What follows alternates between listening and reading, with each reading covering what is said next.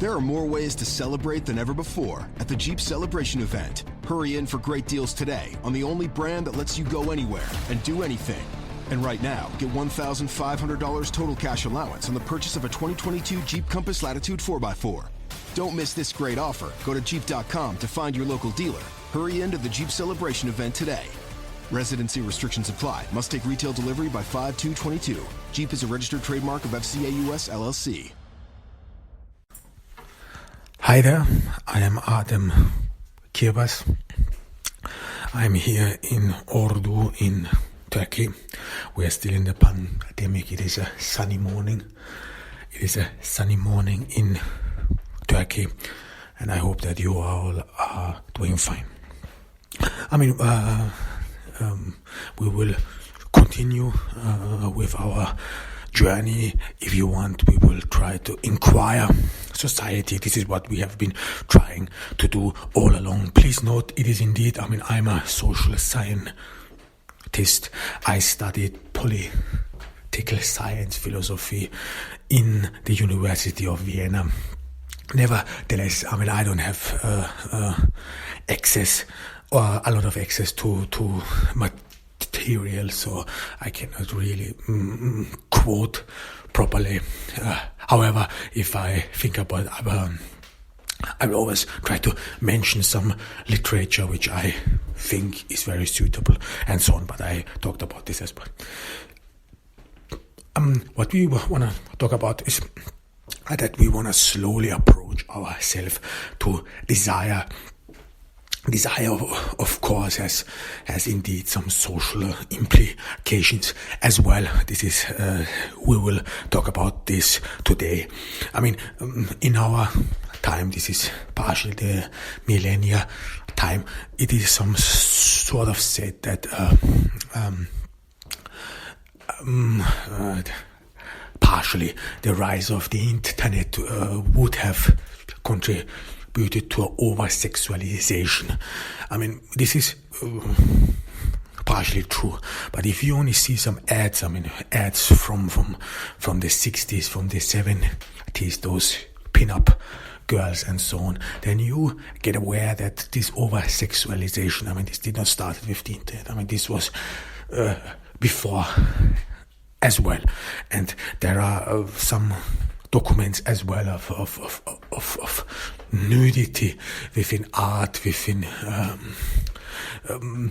all kinds of areas before the rise of the photo. So there was indeed some nudity and this was pretty much portrayed, maybe not displayed publicly. However, there was always some nudity. This is what you see in ads in the 60s, 70s, how women were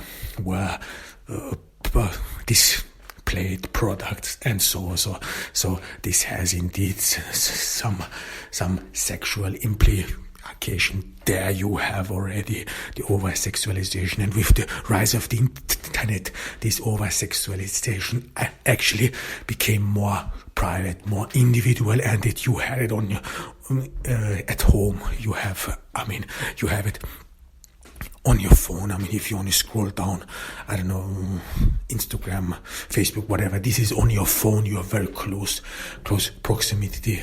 You are in very close proximity to that, whereas in former days, like say baby boomers who grew up with these ads, with this over-sexualization, yet they would some sort of see this on a chart and so on. So this is not really, you could say, of course, there is a difference in the over-sexualization. Our fathers and grandfathers were exposed to, and we are exposed to, as well as our grandmothers and our mothers and grandmothers. We are exposed to, because one rising question is indeed the porn industry. So we have to talk about the implications of the society, of this over-sexualization within the society.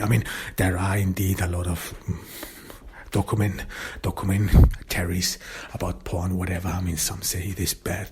Well, it is. I mean, we will talk about it shortly, briefly. I think there has been said enough, and I think we will not be able to answer the question whether it is that harmful. Is it really venomous, if you want, or is it just normal exposure of sexuality? I mean, if you go in some areas, this is something some people outside Germany and Austria may not know, is that in some areas in Germany, actually it is very popular to go on a beach or on a certain area as a nudist to strip off all your clothes, and so expose yourself in the front of a lot of people under the sun and so on. So there you would have exposure as well, and this would be public in that sense as well. Of course, sexual intercourse or the exposure of sexual intercourse is different. This was not the case in our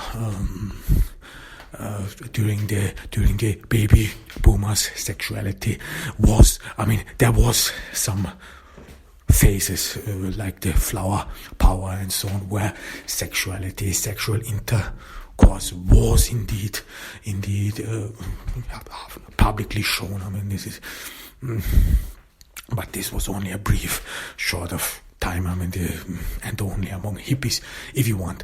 However, but if we want to talk about desire, then of course we have to talk about the change of perception. I mean, how does a man, or if you want a woman in our age, how do they really see the opposite sex, or even the same sex? I mean, this is what we will have to talk about as well. And of course, we have to ask ourselves, what has changed? I mean, if you want to see, and we talked about it in the past as well, so part of this, what I'm saying here, is a recap, but nevertheless, it's always good to some sort of connect the dots what we have talked about previously. And if we see in the previous generations, then of course we see that sexuality before the rise of the sexual revolution, sexuality was rather hidden. Sexuality was, and this is very interesting, was rather considered as womanly. I mean, this is what you see in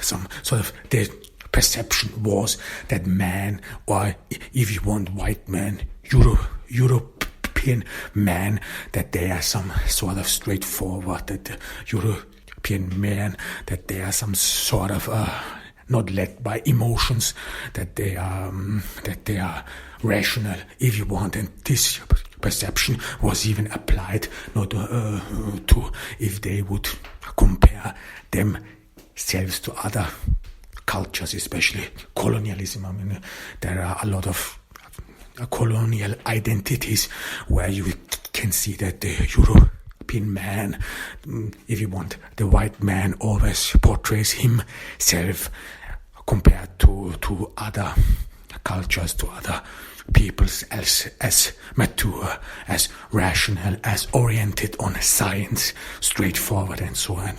And in the opposite side, all these colonial people outside of Europe, they were some sort of more they fell prey to their own emotions. They are very emotional.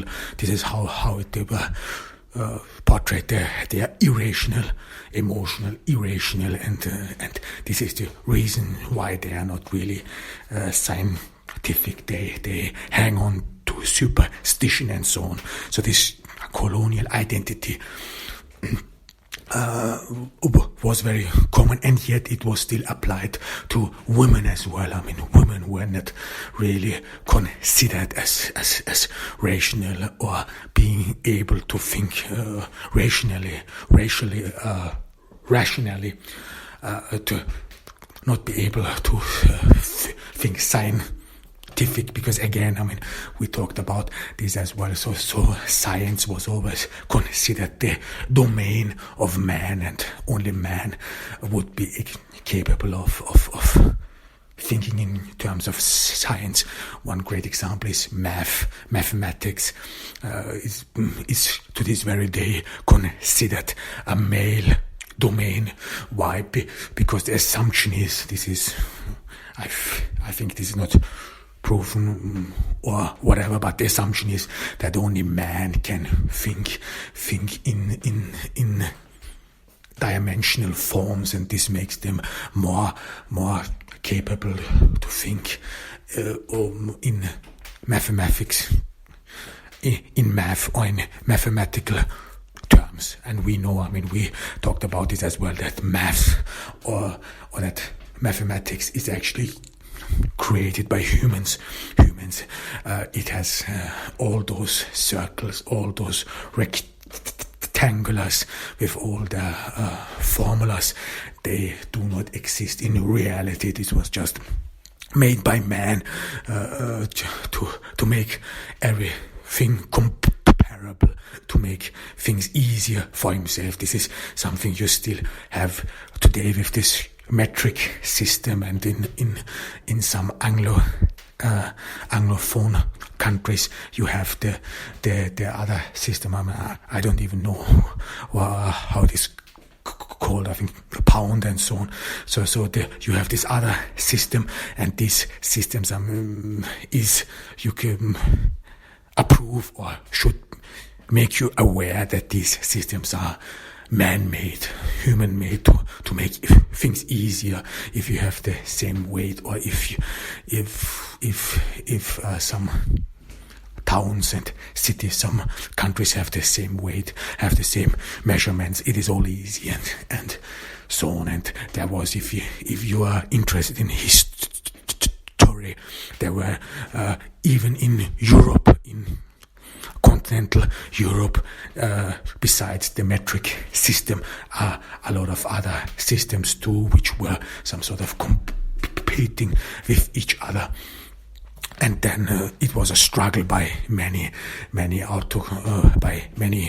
countries and governments to have a unified system and so on. However, in order to come back, so women were always considered as not rational, as not being capable of being scientific, and because they were emotional, they were some sort of associated with love, with sexuality, because love was for the European man, despite of Shakespeare's Romeo and Juliet, love and everything emotional was always considered as irrational, as not scientifically proven, superstition, what have you.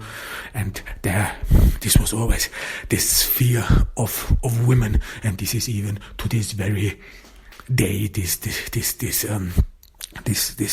prejudice, if you want, that only women would in a way understand themselves about love, some sort of odd, because a lot of world-class literature, if you want, where you write about love was actually written by men. Shakespeare, for example, in German, Goethe, and some love poetry, and so on and so on. In France, there are a lot of authors, male authors, who write about love. Of course, we have to know that some, or a lot of women did not have access to writing, or they were kept away from education, so they did not really catch up. But to this very day, we have this assumption that only women, in a way, or that love, sexuality would be confined to women, and the man makes everything rational and things straightforward. And in order to come back what we were talking about in this sense was, and even this is actually to this very day. I mean, if you see sexuality, if you watch porn or whatever, then the woman is in the center of it all. So women, we perceive sexuality through the woman. We perceive sexuality through her eyes, if you want. And the change was, and if you only see the change of in sexualization, I mean, if you see the previously to today, wearing clothes or being totally nude is actually indeed a big difference. It is a difference in that sense. I mean, if you only see, let's say you have a pin chart of a woman who is dressed well in a cocktail dress, whatever, is some sort of made out for dinner. And this indeed comes with manliness as well. I mean, in the past, assumably among the baby boomers, if you were a man, if you were a man, then you would some sort of think about how to take out your girl, how to some sort of show her that you are successful and so on. I mean, we talked about this. So manliness, which is a recurring theme even to this day in Mad Men, Breaking Bad. So manliness, so that you are potent, that you are financially successful. And this was some sort of you had among the baby boomers. So the woman was still not, or it was on the way of emancipation. So in the baby boomer period, the emancipation started, but women were still dependent on men. So there was still this single male breadwinner perception within the society, and as a man, you had to some sort of prove the woman like a peacock that you have something to offer. So this was rather financial, you would say, success in society, your social standing and so on. And this was rather, if you want, of course, object things, but still something which has to do with sexuality, but with a broader sense. And things changed in my area. Things changed in my area because in my generation, or even previously, I mean, with the rise of pornography and so on, things changed in that sense that now everything has confined itself to the bedroom, Now everything is about the bedroom. So as a man, now it is, of course, the sexuality of the woman is exposed. So women are still nude. I mean, if you only want see porn actresses, these are mostly women. They stand mostly in public. But still, but what has changed as a man, that you now, or that there's more light on your performance in the bedroom. This is has become more and more the center of all attention. I mean, if you're only watching, if you only see and hear that porn is very much consumed by many young people, or that all across the young people, but as well as by men, mid-aged men, then you see, of course, that now there is a shift. So there is less, if you want to say it simple, you don't think about, how can I some sort of make a great evening with this girl, how can I impress her in a candlelight dinner and show her off my manliness in form of wealth, in form of my social standing and position. But now more and more sexuality is in the center. Now more and more you have to be, as a man, you have to perform in the bedroom. You have to be this. If you want this man who can satisfy this over-sexualized woman, because with over-sexualization, this is something we have to say as well. I mean, and this is a bit, if you want, very extensive and intricate, so we will only talk about one part of it. But over-sexualization doesn't only mean that women, in a way, some sort of are more, no, actually it means that women are more and more over-sexualized. But it means as well as that men project their fears on them, because with the exposure of a woman, with the exposure of women, then of course the bedroom is in the public as well. So your performance in the bedrooms, because this is what porno is. It is some sort of the open display of physical intimacy, of nakedness and of course of sexual intercourse, and this exposure of course, and this exposure of course makes the woman some sort of an Aphrodite.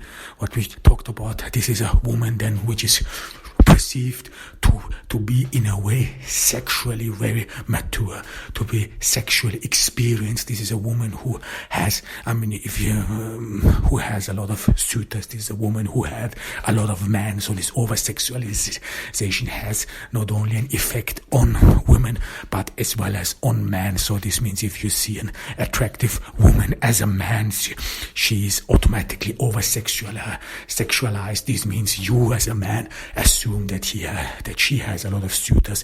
You as a man assume that she had a lot of boyfriends, that she probably, if she is attractive or whatever, that she had very high performing boyfriends, because this comes with porn as well. This means performance. So how good are you able to perform? How good are you able to satisfy and a woman, because it is some sort of everything is confined to this area, to this bedroom. And now more and more as a man you have to prove yourself in the bedroom as well. So you have to be this potent man, you have to be always available, and of course you have to satisfy your girlfriend. This is how we talked about this partially in Mad Men. So in Mad Men you had Donald Draper, who had a lot of sexual relationships with different women. This was because he had of course his own psychological issues as well, but it in a way reflects the demand of the society to man to be potent, to be able to satisfy a woman. And this all comes with the over-sexualization. So because back in the days, if you want, this was baby boomers. As a woman, it was very difficult, or it was as well as dangerous. If you are as a baby boomer age, even though throughout sexual revolution, if you as a woman had many sexual partners, then you were mostly considered as a whore or whatever. This is still to this very day case, but it is not that severe anymore. So you won't be some sort of socially outcasted if you as a woman have a lot of different sexual partners. And this then, and if we want to come back about the male fear, about what men then think about it, or what it does with you anymore, because this puts of course a lot of pressure on you as well, because back in the days as a man you could some sort of assume that the woman you marry with, that you are their first boyfriend, or that she did not had more, that she did not had more men to choose from. This is very important. This is the choice. So as a man, the social standing of a woman in the 70s, 80s, and up to the 90s, and even to this very day, makes it not very easy to choose freely, because you have to think about your social situation as well. As a woman, if you are disadvantaged, of course you will marry with your wits or with your brain. So smartly you will choose, you will make a smart decision. You will not, at least this is how many people portray women, so that women some sort of have changed, that they would make smart decisions because of their social standings, that they would rather choose the man which could provide them security and so on. This is some common notion where, I don't know whether it's true or not.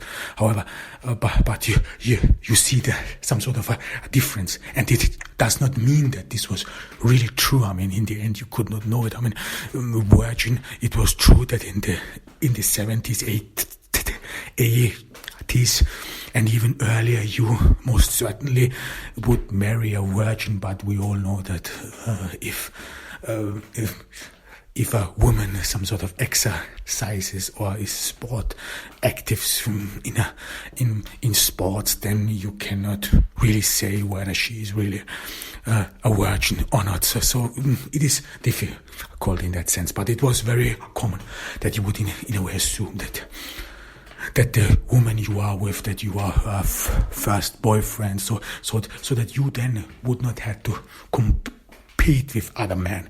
But with the over-sexualization in our generation, then you of course assume firstly that she had already a lot of boyfriends, even though this may not be true. But this is, again, this over-sexualization, this has an effect on you. This is what you assume.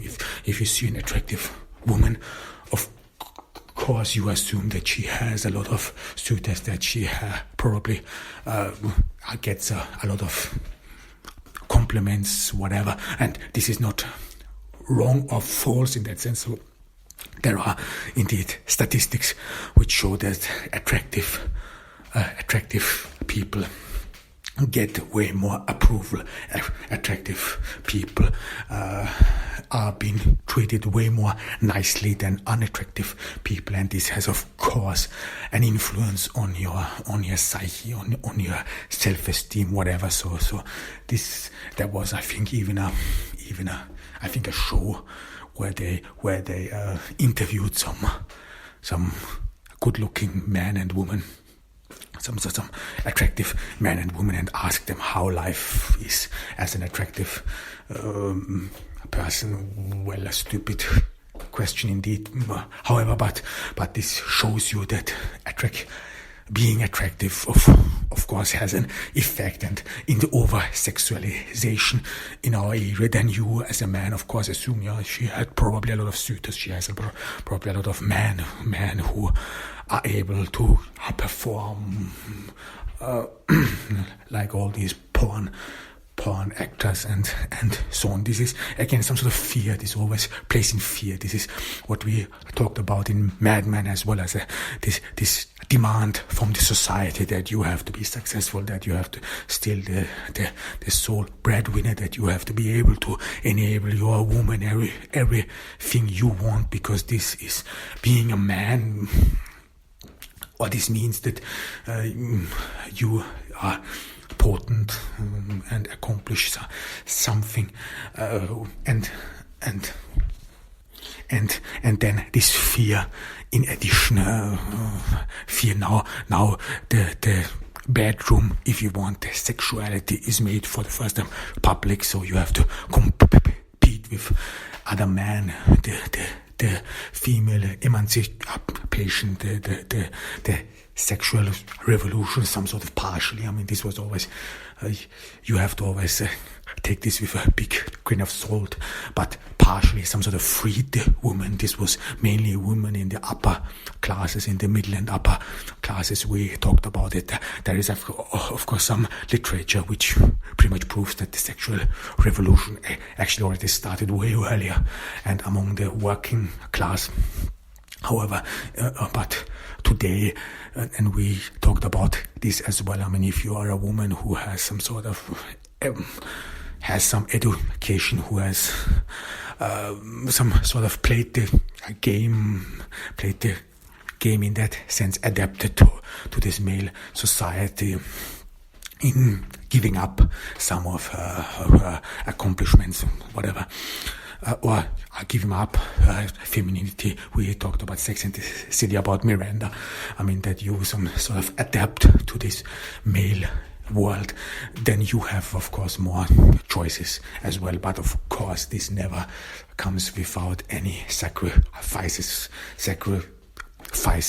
which men, for example, do not have to make. I mean, as a man, everyone expects you to be successful. However, but in order to come back again in our discussion, and this was sexuality is exposed way more openly. So every woman, every woman through the exposure of sexuality, of course, has a choice. So you don't go for the nice guy anymore, and everything has become physical, if you want. I mean, there are a lot of series in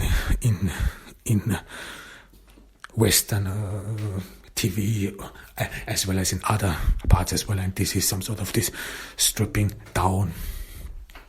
Women and men are naked, so this has become everything physical. We have centered ourselves in physical attraction, and this is something you see on social media as well as with Instagram. If you scroll down all this in Instagram, of course, again, this is men. This is men who are watching this, and women who are being over-sexualized. But nevertheless, this has always a back side as well, and the back side as well is that this over-sexualization has an effect on men as well, but it has all become physical. We talked about this. This is the so-called Aphrodite. We called it the Aphrodite gender. So women some sort of have to be sexualized. This is the demand on it. You have to be beautiful. You have to be admired. You have to be Aphrodite. You have to know a lot of sexuality. And this is, again, you can make connections to the past where sexuality, love was always considered as irrational, as if you want, alien to man, alien to the notion of man, of themselves. It is alien to sign, to in a way prove it scientifically. Love, passion, what have you. These are people mostly who are led by their emotions. They can't get it together. This is some sort of what you see with sexuality with women, and this was used against other cultures as well, and still to this very day you some sort of have this in this over sexualization sphere that women, that sexuality is still only confined in the woman. It may appear as that way, and now as a man, then you have to some sort of make up for it, live with it, and so on.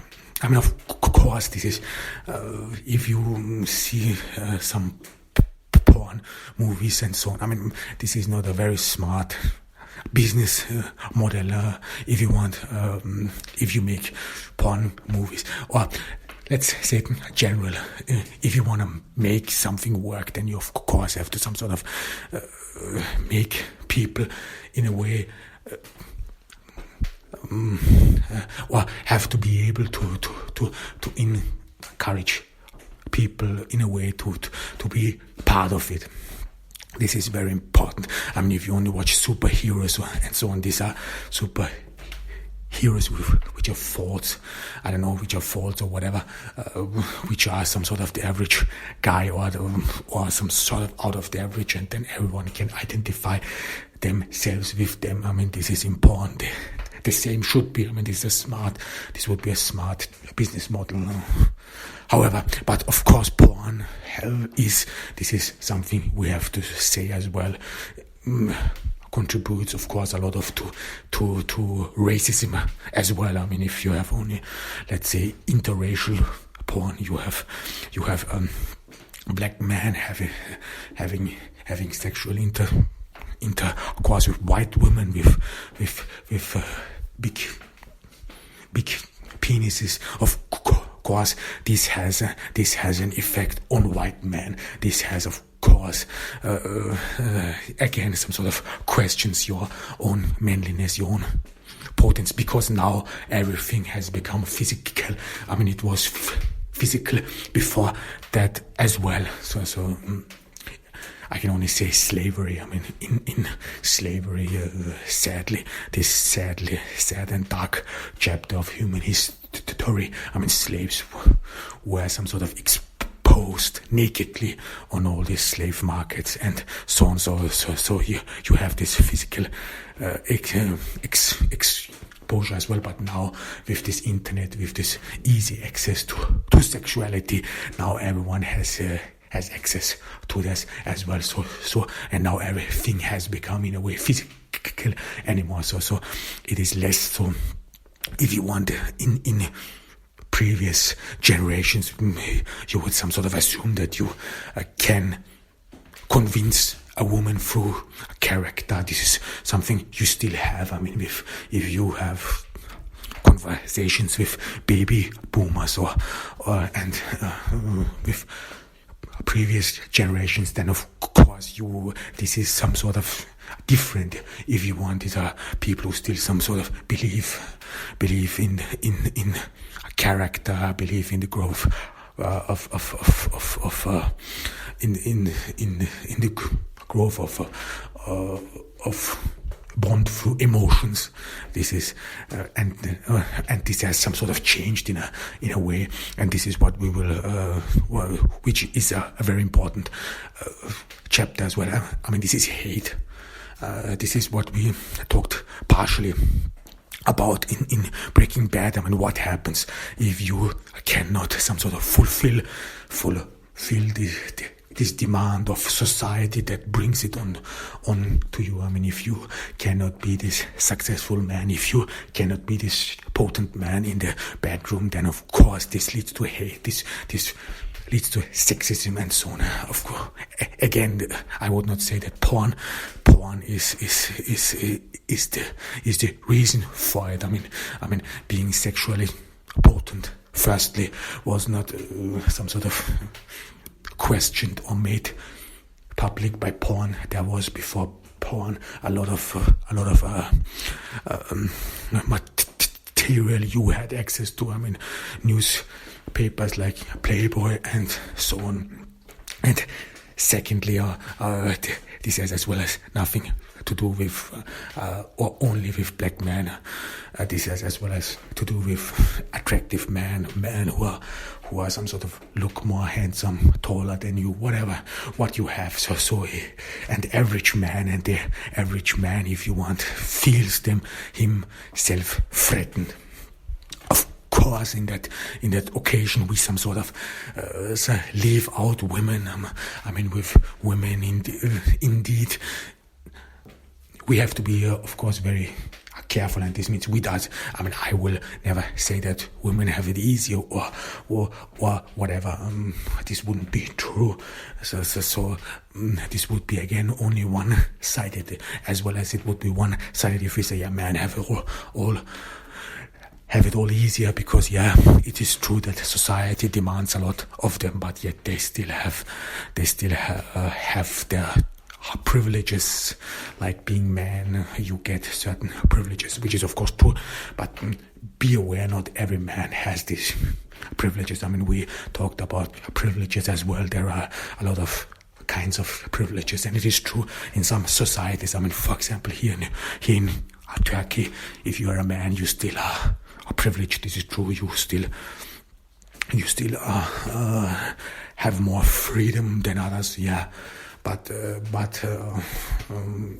this is not only confined to Turkey. This is something you have in Germany, in other parts of the society as well.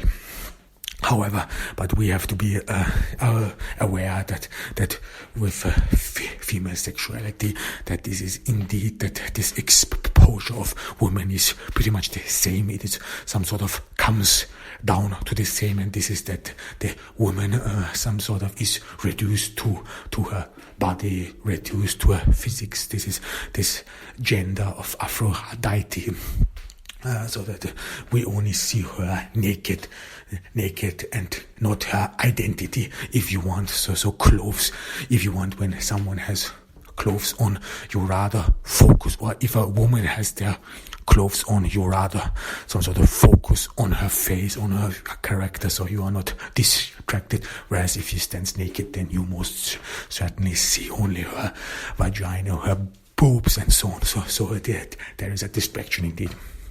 And this reduction to the bare physical has, of course, the other effect as well. And this is, of course, within man. So as a man, you are then reduced to your physical abilities. This may be partially your penis, but as well as your body. So we live still in a society where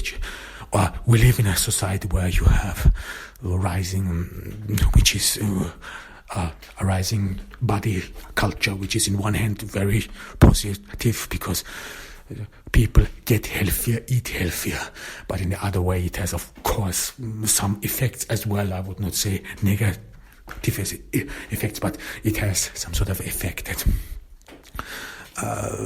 this ideal man, this Adonis, some sort of is as well as sexually potent. And again, this Adonis, this good-looking man, is then reduced to the bare physical, reduced to his sexual abilities, what he can do in the bedroom, perform in the bedroom, and this is what you have partially in porn as well. I mean, it is not about the character of people. It is rather about the sexual coitus, about the intercourse and their own. So there is nothing, if you want, beyond that.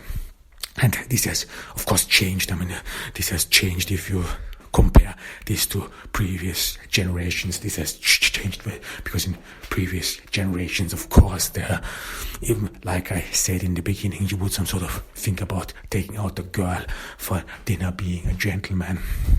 Sexuality was not public, rather confined. Of course, you had back then as a man more control about women. So women, in that sense, your competition was a way more different one, and so on. And again, this does not mean that this is real. I mean, nothing like that. I mean, if you see some statistics, they say that attractive women, because they're attractive, that men rather shy away from them, speaking to them, what have you. But however, this over-sexualization of the woman, as well as some sort of help to raise some notion of the woman that she is Aphrodite. I mean, that she has had probably a lot of sexual partners, and this leads them to hate. I mean, you especially if you think that you cannot fulfill this role what society brings upon you. So it has two effects, and this, of course, has implications of desire as well. I mean, desire, which we will talk about in detail, has of course effects. I mean, what you like, what you dislike, and what you desire, but then in the end shy away. But for example, a lot of women say, and we talked about this, a lot of women say they don't want attractive men, because attractive men they have to share with other women. This same is partially true for men as well. I mean, you shy away from attractive women because you assume that she's sexually very or highly active sexually. Has a lot of suitors, she's highly active and so on. Okay, we will talk about this later.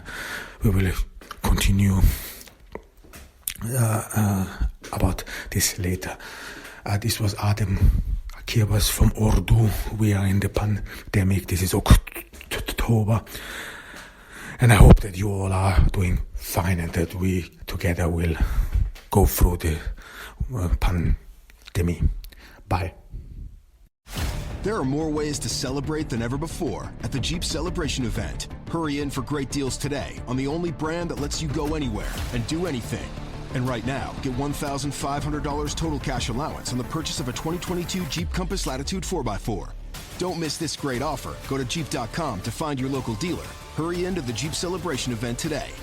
Residency restrictions apply. Must take retail delivery by 5/2/22. Jeep is a registered trademark of FCA US LLC.